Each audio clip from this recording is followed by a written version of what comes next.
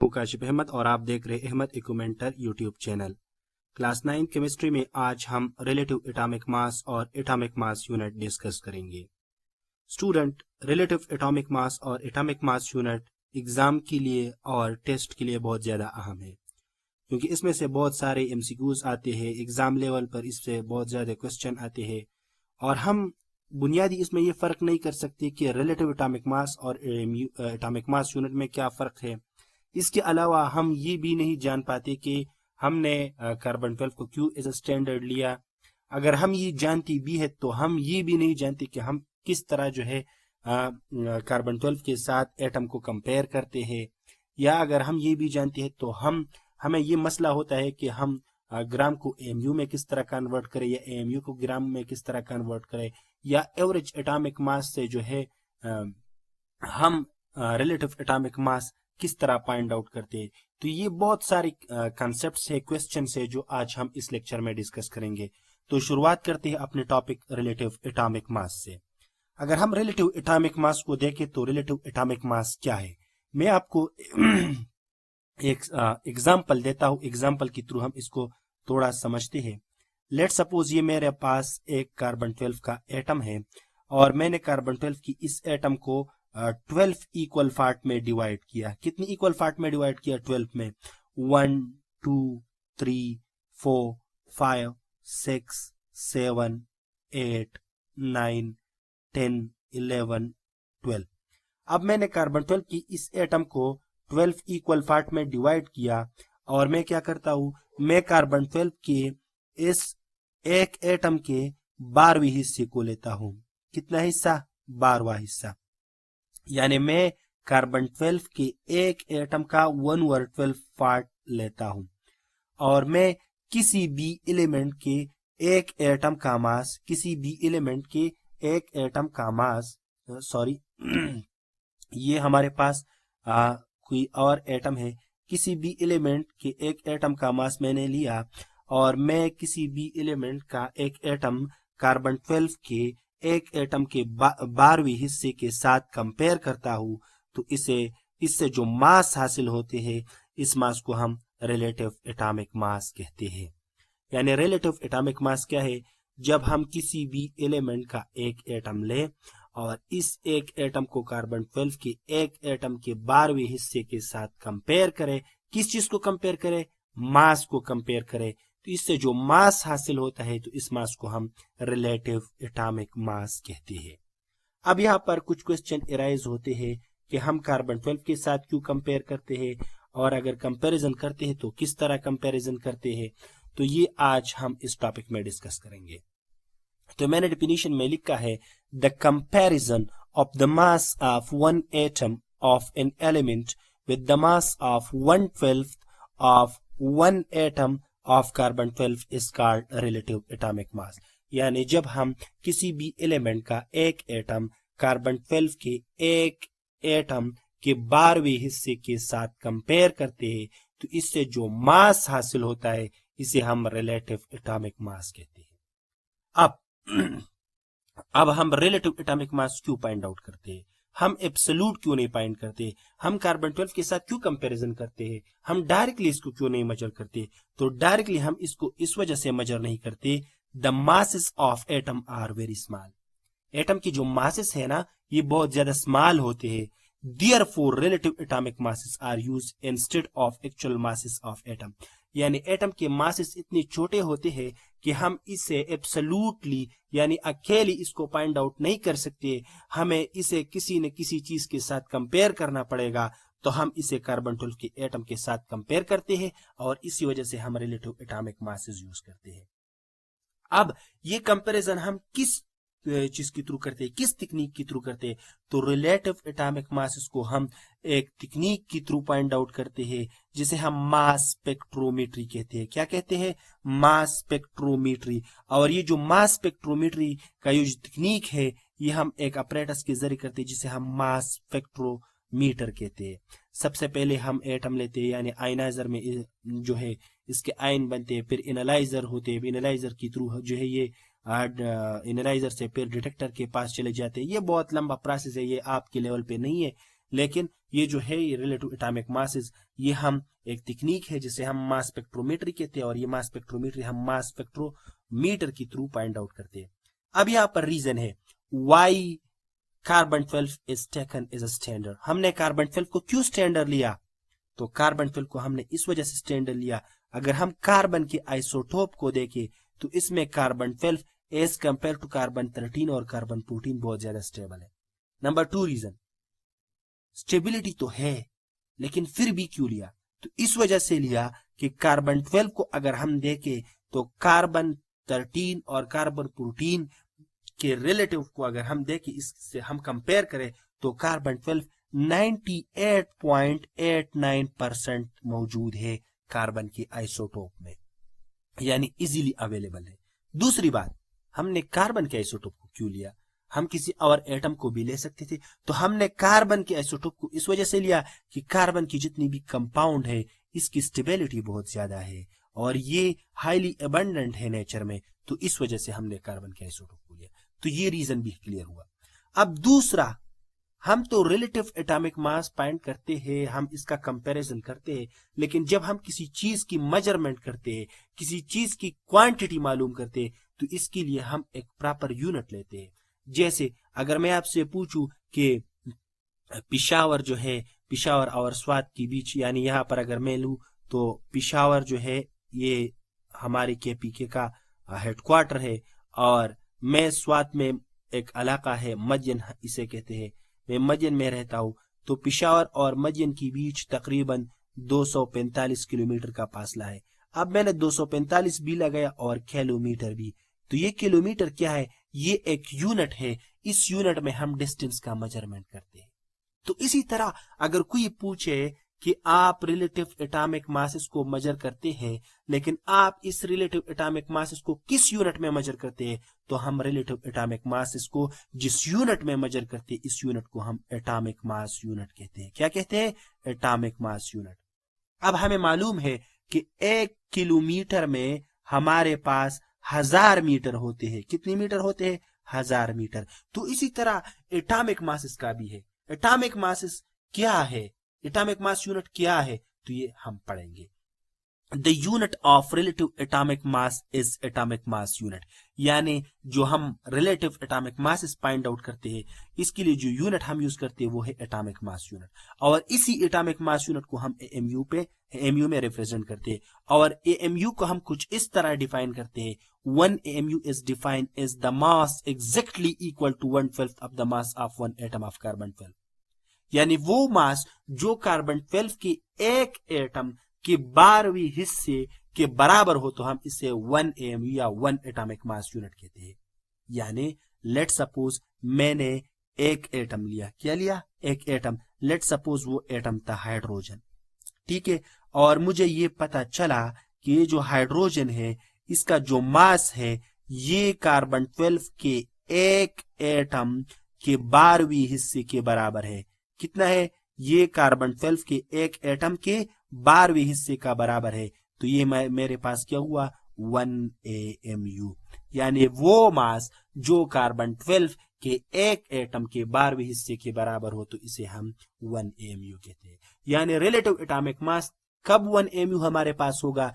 जब किसी भी एलिमेंट के एटम का मास कार्बन 12 के 1 एटम के 12वीं हिस्से के बराबर हो, ठीक है। अब अब कार्बन 12 के एक एटम के अगर हम 12 इक्वल पार्ट में डिवाइड करें तो एक पार्ट 1 AMU है, एक पार्ट क्या है? 1 AMU।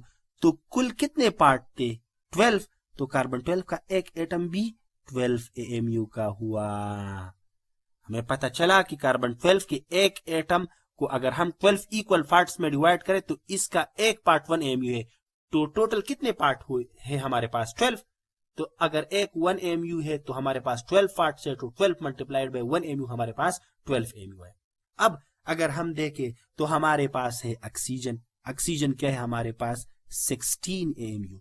तो इसका मतलब ये है कि जो ऑक्सीजन है ये कार्बन 12 के एक एटम के 12वीं हिस्से से जो है ये 16 टाइम्स ग्रेटर है। कितने टाइम? 16 टाइम्स है इसका। कितने टाइम से? 16 टाइम। तो इस वजह से ये इसका जो मास है वो 16 AMU है। अब यहाँ पर ये जो 16 MU है ये भी रिलेटिव एटॉमिक मास है, ये जो हाइड्रोजन है ये भी रिलेटिव एटॉमिक मास है, लेकिन ये रिलेटिव एटॉमिक मास 1 एटॉमिक मास यूनिट है और ये रिलेटिव एटॉमिक मास 16 एटॉमिक मास यूनिट है। ठीक है, और इसके लिए हमारे पास ये जो फार्मूला है इसको हम बोनस फार्मूला कहते हैं। क्यों बोनस फार्मूला कहते हैं? क्योंकि इससे बहुत सारे MCQs हल होते हैं, बहुत सारे प्रॉब्लम सॉल्व होते हैं। अब आपने ये याद रखनी है, मैं इस पे आगे बहुत सारे क्वेश्चन करूंगा। फिर है रिलेशनशिप बिटवीन AMU एंड ग्राम। अब हमने तो AMU में एटम की मास फाइंड आउट करने हैं, लेकिन AMU भी बहुत ज्यादा स्मॉल यूनिट है। जब साइंटिस्ट या एक्सपेरिमेंटर लेबोरेटरी में एक्सपेरिमेंट करते हैं तो वो किसी भी एटम का मास AMU में नहीं ले सकते, वो ग्राम में लेते हैं। तो हम ग्राम में मास लेते हैं। तो जब हम ग्राम में मास लेते हैं तो अब हम AMU से ग्राम जो है ये फाइंड आउट करेंगे। तो AMU से हम ग्राम किस तरह फाइंड आउट करेंगे? इन दोनों की बीच रिलेशनशिप फाइंड आउट करेंगे कि इन दोनों के बीच क्या रिलेशन है। ठीक है, तो सबसे पहले अगर हम देखें हमारे पास है मोल। क्या है हमारे पास? मोल। मोल हमारे पास एक काउंटिंग यूनिट है। क्या है हमारे पास? Counting unit. जिस तरह अगर मैं आपको बताऊं कि 1 दर्जन बनाना यानी 1 दर्जन केले में कितने केले होते हैं तो आप कहेंगे 12। 1 दर्जन अंडों में कितने अंडे होते हैं? 12। 1 दर्जन तरबूज में कितने तरबूज होते हैं? 12। 1 दर्जन अमरूद में कितने अमरूद होते हैं? 12।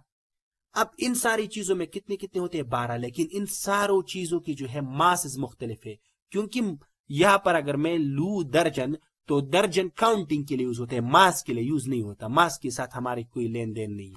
तो इसी तरह मोल है, मोल भी क्वांटिटी के लिए यूज होते हैं। हमारे पास जो है ये सॉरी मोल हमारे पास जो है ये नंबर है, हमारे पास नंबर बताता है, हमें जो हम मास नहीं बताता। तो इसी तरह मोल जो है हमारे पास एक काउंटिंग यूनिट है और इसमें हमारे पास 6.023 मल्टीप्लाई बाई 10⁻⁻23 पार्टिकल्स होते हैं।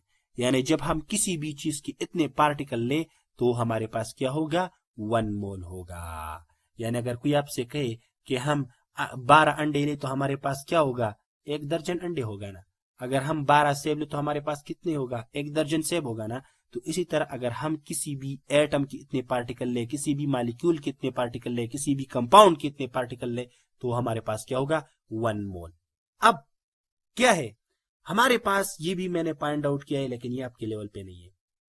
जब हम भी किसी भी एटम, किसी भी मॉलिक्यूल, किसी भी कंपाउंड के 1 मोल पार्टिकल ले तो इसका जो मास होता है ना वो इसके रिलेटिव एटॉमिक मासेस के हिसाब से ग्राम में होता है।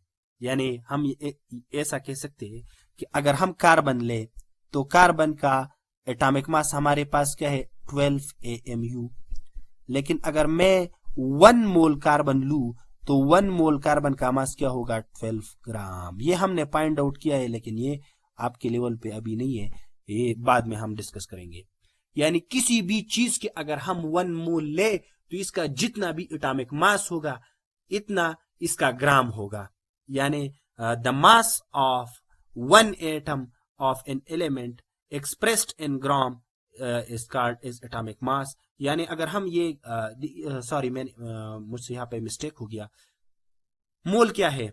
When the atomic masses of atom, molecular masses of molecule, formula unit of an ionic compound expressed in gram we call it 1 mole। यानी अगर हम ले तो वाटर का मॉलिक्यूलर मास क्या है? H2O का मॉलिक्यूलर मास हमारे पास 18। अब अगर मैं 18 AMU, अब अगर मैं इससे AMU हटाऊं और इसके साथ ग्राम लगाऊं तो ये वाटर हमारे पास 1 मोल हो गया। यानी जब मैं वाटर का 6.023 मल्टीप्लाई बाय 10⁻23 पार्टिकल लू तो इसका मास 18 ग्राम होगा। अब ये आपके लेवल पे नहीं, हम आगे डिस्कस नहीं करते, लेकिन चलो हम अपने मेन टॉपिक की तरफ आते हैं। तो 1 मोल ऑफ कार्बन एटम में हमारे पास 12 ग्राम होते हैं, क्योंकि मैंने आपको बताया कि मोल के साथ अपने सिंपली क्या करना है? MU हटाना है और ग्राम लगाना है, तो ये हमारे पास 1 मोल होगा। और हमें ये भी मालूम है कि 1 मोल हम 6.022 या 6.023, मैंने यहाँ पर 6.022 इसलिए वजह से लगाया कि बाज बुक में 6.022 है, बाज बुक में 6.023 है, लेकिन ये प्रॉब्लम क्रिएट नहीं करता। 6.022 multiplied by 10 to the power 23 atoms of carbon 12 is equal to 12 ग्राम। इसका आपको समझ आया? 1 मोल ऑफ कार्बन 12 हमारे पास 12 ग्राम है। कितना है हमारे पास? 12 ग्राम।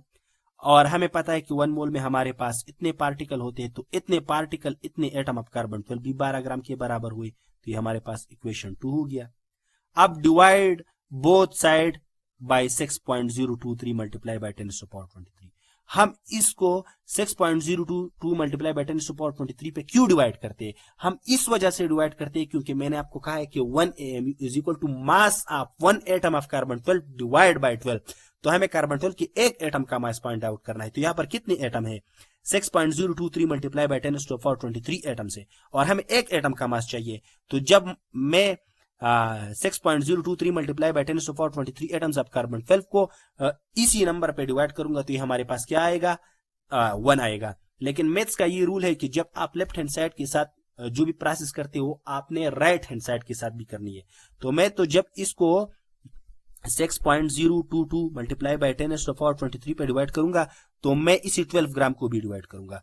तो इसको जब मैं इसके साथ डिवाइड करूंगा तो ये दोनों कैंसिल हो जाएगी और हमारे पास 1 एटम का मास आएगा। तो 1 एटम का मास हमारे पास क्या आया? 12 gram divide by 6.022 multiply by 10 to the power 23।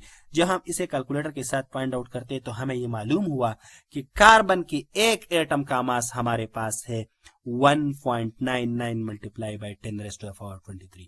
कितना है हमारे पास? 1.99 multiply by 10 to the power -23 gram. और हमें ये हमारे पास ये फार्मूला था कि एमयू हमारे पास क्या है? Mass of 1 atom of carbon 12। क्या था हमारे पास? Mass of 1 atom of carbon 12 divide by 12। तो mass of 1 atom of carbon 12 हमारे पास क्या है? हमारे पास है 1.99 multiply by 10 to the power -23 gram. अब इसको हमने 12 पे डिवाइड करनी है। तो जब हम इसको 12 पे डिवाइड करेंगे तो हमारे पास आया 1 AMU is equal to 1.66 multiply by 10 to the power -24 gram. यानी हमें ये मालूम हुआ कि हमारे पास एक AMU में 1.66 multiply by 10 to the power -24 grams होते हैं। यानी ग्राम कितना छोटा यूनिट है। अब 1 AMU में ग्राम का इतने पार्ट्स होते हैं, यानी 1.66 multiply by 10 to the power -24, यानी ये 1 ग्राम से भी कितने छोटा हुआ, हम इसे मेजर ही नहीं कर सकते।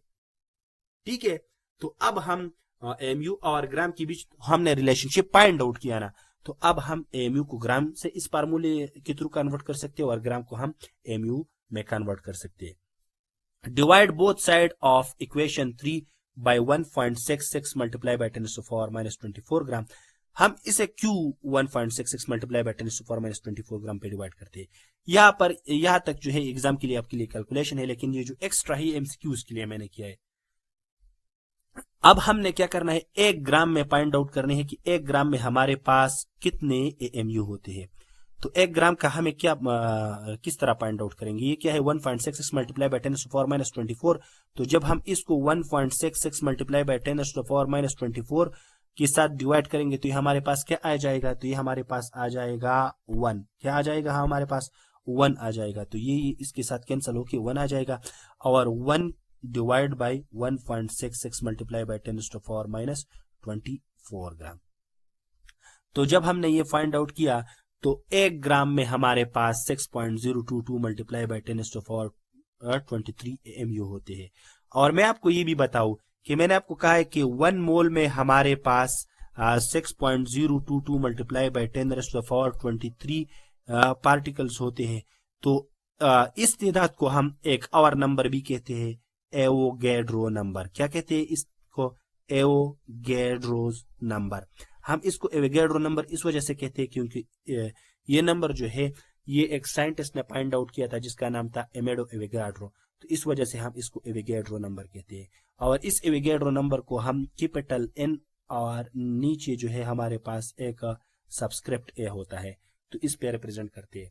तो हमारे पास 1 ग्राम में कितने एएमयू होते हैं, Na ऑफ एएमयू यानी एवोगैड्रोस नंबर ऑफ एएमयू होते हैं। अब यहाँ पर भी कुछ क्वेश्चंस है, हम वो सॉल्व करेंगे। How to find average atomic mass, हम एवरेज एटॉमिक मास किस तरह फाइंड आउट करेंगे। How to find relative atomic mass per isotope of an element, हम रिलेटिव एटॉमिक मास किस तरह फाइंड आउट करेंगे। अगर आप पीरियाडिक टेबल में जाए और आप पीरियाडिक टेबल में देखें तो आपके साथ जितनी भी एटॉमिक मासेस होते हैं बुनियादी तौर पर वो पॉइंट्स में होते हैं। और आप तो कहते हैं कि ये किस तरह पॉइंट्स में आए, तो ये इस तरह पॉइंट्स में आते हैं क्योंकि एक एटम के बहुत सारे आइसोटोप होते हैं और हम इस आइसोटोप का एवरेज एटॉमिक मास लेते हैं। क्या लेते हैं? एवरेज एटॉमिक मास। आपने यहाँ पर एवरेज एटॉमिक मास जो है ये समझना होगा कि एवरेज एटॉमिक मास क्या है। हमारे पास किसी भी एलिमेंट की जितनी भी आइसोटोप होते हैं, जब हम इन सारों आइसोटोप के एटॉमिक मासेस का एवरेज ले तो इसे हम एवरेज एटॉमिक मास कहते हैं। क्या कहते हैं? एवरेज एटॉमिक मास। मैं आपको बताऊं, हमारे पास कार्बन के 3 बड़े आइसोटोप है, कार्बन 12, कार्बन 13, कार्बन 14। अब इसका मास क्या है? 12, इसका मास क्या है? 13, इसका मास क्या है? 14। लेकिन पीरियाडिक टेबल में हमारे पास मास क्या है? 12। तो ये किस तरह आया है? ये हमारे पास एवरेज एटॉमिक मास इसके थ्रू आया है। क्या आया है? Average atomic mass. और एवरेज एटॉमिक मास हम किस तरह फाइंड आउट करते हैं? Mass number multiply by percentage abundance of first isotope plus mass number multiply by percentage abundance of second isotope plus mass number multiplied by percentage abundance of third isotope divide by 100। इसके through हम find out करते हैं। तो यहाँ पर हम relative atomic mass find out करते हैं कुछ आइसोटोप के लिए। हमारे पास नेचर में क्लोरीन की 2 तरह की आइसोटोप है, एक है क्लोरीन 35 और दूसरा है क्लोरीन 37। क्लोरीन 35 नेचर में 75% पाया जाता है और क्लोरीन 37 नेचर में 25% पाया जाता है। और मैंने आपको यहाँ पर एक बात बताई कि हमारे पास क्या है? Amount mass number multiply by percentage abundance of first isotope. तो मास नंबर हमारे पास क्लोरीन 35 का क्या है? हमारे पास 35, परसेंटेज अबंडेंस क्या है? 75 प्लस मास नंबर हमारे पास क्लोरीन 37 का क्या है? 37 और परसेंटेज अबंडेंस क्या है? 25। तो जब इसको हम इसके साथ मल्टीप्लाई करेंगे और इसको हम इसके साथ मल्टीप्लाई करेंगे और 100 पे हम डिवाइड करेंगे, तो ये जब हम 35 को 75 के साथ मल्टीप्लाई करते तो हमारे पास आ जाता है 2625 और 37 को जब हम 25 के साथ मल्टीप्लाई करते हैं तो इसका जवाब आ जाता है 925। जब हम इन दोनों को जमा करते तो इसका जवाब आ जाता है 3550 और जब हम इसको 100 पे डिवाइड करते हैं तो इसका जवाब आ जाता है 35.5 AMU। तो जब आप पीरियाडिक टेबल में देखें तो क्लोरीन का मास होगा 35.5 AMU। अब अगर मैं इसके साथ लगाऊं 35.5 ग्राम तो ये हमारे पास कितना होगा? 1 मोल। मैंने आपको बताया कि जब हम किसी एटम के एटॉमिक मास, किसी मॉलिक्यूल के मॉलिक्यूलर मास, किसी कंपाउंड के फार्मूला मास को हम ग्राम में एक्सप्रेस करें तो इसको हम 1 मोल कहते हैं। यानी तब इसमें 6.022 multiply bye 10⁻⁻20 6.022 multiply bye 10⁻23 particle होगा। फिर है हमारे पास एक और फार्मूला भी मैंने नीचे लिखा है, आप इस तरह भी कर सकते हैं। Amount multiplied by mass number of first isotope plus amount multiplied by mass number of second isotope. इससे भी आप फाइंड आउट कर सकते हैं। तो अमाउंट को हम किस तरह फाइंड आउट करेंगे? तो अमाउंट बाज़ औक़ात हमें परसेंटेज दिया है, तो परसेंटेज को हम 100 पे डिवाइड करेंगे तो ये हमारे पास अमाउंट आ जाएगा। तो जब मैं 75 को 100 पे डिवाइड करता हूँ तो हमारे पास आते हैं 0.75। जब मैं 25 को 100 पे डिवाइड करता हूँ तो हमारे पास आता है 0.25। ठीक है। अब यहाँ पर जो है क्लोरीन 35 और क्लोरीन 37 है हमारे पास। तो क्लोरीन 37 हमारे पास कितना है?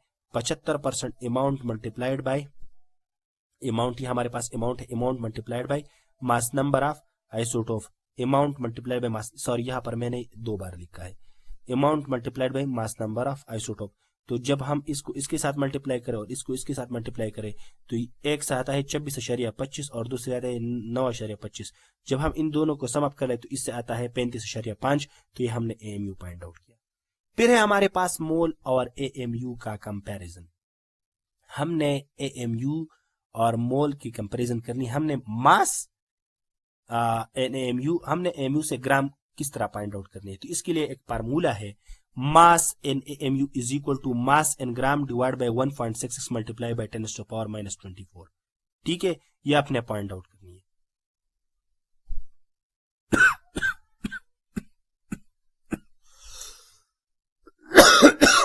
सॉरी, हमें एक क्वेश्चन दिया है, how many AMU are there in 10 gram of neon. 10 gram of neon में कितने AMU होते हैं? तो 10 ग्राम ऑफ नियॉन में हमारे पास कितने AMU होते हैं? तो हमारे पास एक फार्मूला है mass in AMU is equal to mass in gram divide by 1.66 multiply by 10⁻⁻24 gram. तो हमारे पास ग्राम कितने हैं 10 और नीचे हमारे पास है 1.6 मल्टीप्लाई बाई 10⁻⁻24। तो जब हम इसको इस पे डिवाइड करें तो हमारे पास आते हैं 6.022 मल्टीप्लाइड बाई 10⁻24 AMU। इसी तरह हमारे पास एक और न्यूमेरिकल है कि how many grams are there in 100 AMU of hydrogen. तो मास इन ग्राम हमारे पास है बराबर है mass in AMU multiplied by 1.66 multiply by 10⁻⁻24 gram. तो मास इन ग्राम हमें दिया है मास इन ग्राम हमें दिया है मास इन एमयू 100 और हमें मास इन ग्राम फाइंड आउट करनी है। तो हम 100 को इसके साथ मल्टीप्लाई करेंगे तो ये हमारे पास आ जाएगा 1.66 मल्टीप्लाई बाय 10⁻⁻22 ग्राम। फिर हमारे पास एक और न्यूमेरिकल है how many grams are there in 6.023 multiply by 10⁻25 particles of neon.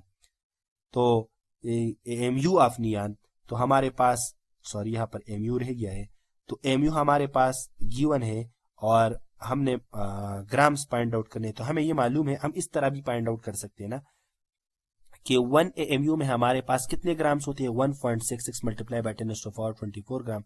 तो हमारे पास x किसका बराबर होगा, x हमारे पास बराबर हो जाएगा 6.023 multiply by 10⁻25 multiplied by 1.6 multiply by 10⁻⁻24 ग्राम। क्योंकि हमें मालूम है कि 1 AMU में हमारे पास इतने ग्राम है तो हमारे पास इतने AMU में कितने ग्राम होंगे। तो हम इसको इसके साथ मल्टीप्लाई करेंगे तो हमारे पास आंसर आ जाएगा। ठीक है, तो ये था आज का हमारा लेक्चर।